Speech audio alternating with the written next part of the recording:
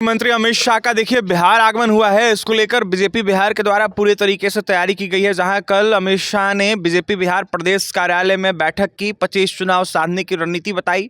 अब जाकर देखिए बापू सभागार में कार्यक्रम होना है। इसके बाद गोपालगंज के लिए रवाना हो जाएंगे।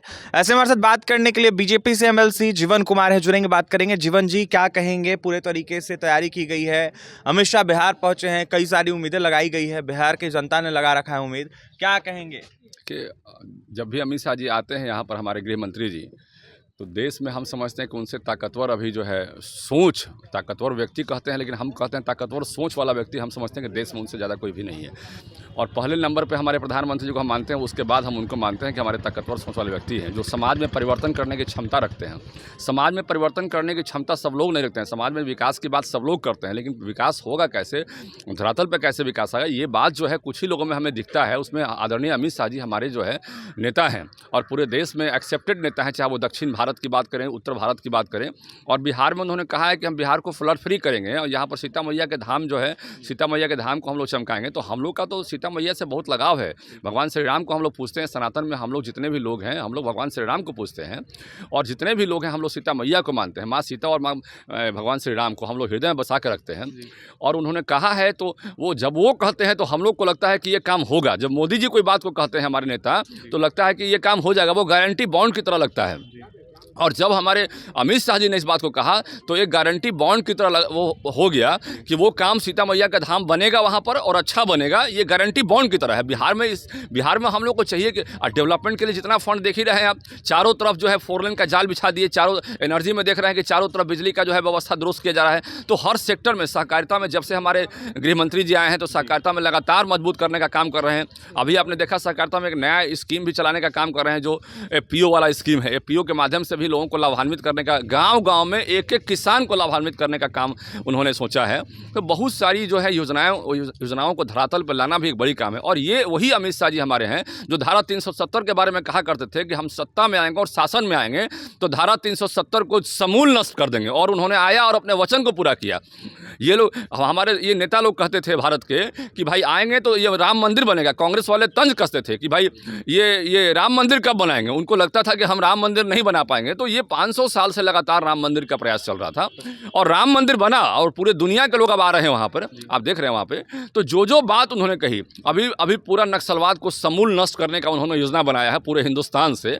और देखिए जहाँ पर पहले चुनाव नहीं हो पाते थे, जैसे मणिपुर में पहले चुनाव संभव नहीं था, नागालैंड में चुनाव में दिक्कत होती थी, अब वहाँ चुनाव हो रहे हैं, वहाँ सरकारें बन रही है। कश्मीर में जो है, जम्मू कश्मीर की बात करें, वहाँ चुनाव बहुत मुश्किल था, तो वहाँ चुनाव हो रही है, वहाँ पर लोग अपने प्रतिनिधि चुन के भेज रहे हैं।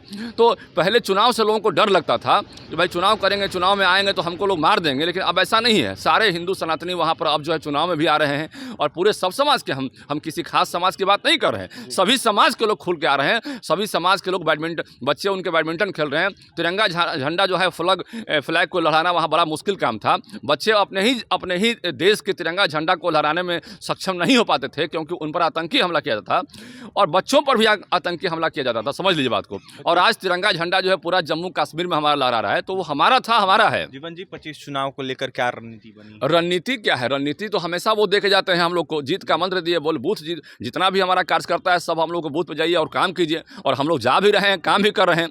तो डेवलपमेंट के मामले में, और आप जान लीजिए कि हमारे नीतीश कुमार जी आदरणीय मुख्यमंत्री जी का टारगेट है कि 225 को हम लोग को पार करना है। और वो जब भी टारगेट कोई फिक्स करते हैं तो हम लोगों ने देखा है कि हम लोग उस एनडीए का जो हमारा सरकार है पूरी ताकत उस पर लगाता है। तो हम लोग पूरी ताकत ला के हम लोग 225 को पार करेंगे, क्योंकि शासन भी यहाँ जरूरी है। सुशासन के लिए हमारी एनडीए सरकार ही यहाँ पर चाहिए। ये लोगों के मन में ये बात भी घर करके बैठी है, जान लीजिए। जीवन जी, विपक्ष कह रहा है कि कुछ नहीं मिलेगा, ठेंगा धरा के फिर से जिस तरीके से आए हैं वो चले जाएंगे। देखिए ऐसा है कि विपक्ष को ये मालूम नहीं है कि विपक्ष की जब सरकार थी और दिल्ली में भी जब उनकी सरकार थी तो यहाँ पर उन्होंने किसानों के लिए कुछ नहीं किया, उन्होंने यहाँ पर फ्लड के लिए कुछ नहीं किया। और जब हमारी सरकार आई तो हमारी सरकार फ्लड फ्री बिहार करने के लिए योजना बना रही है। हमारी सरकार जो है उस पर काम कर रही है। कोसी जो हमारे यहाँ बिहार में जो है नेपाल से जिसका कनेक्शन है और बिहार में त्रासदी हमेशा लाती है, तो उस त्रासदी पर काम कर रही है। जब उनकी सरकार थी और दिल्ली में भी उनकी सरकार थी और जब किंग मेकर की भूमिका में थे तब कोई काम नहीं किए ये लोग। उनको काम करना चाहिए था ना, तो उनको मौका दिया गया, ऐसा नहीं कि उनको मौका नहीं दिया गया। जनता ने उनको बहुत मौका दिया लेकिन उस मौके का लाभ नहीं उठाए, बिहार के डेवलपमेंट में अपना योगदान नहीं दिए।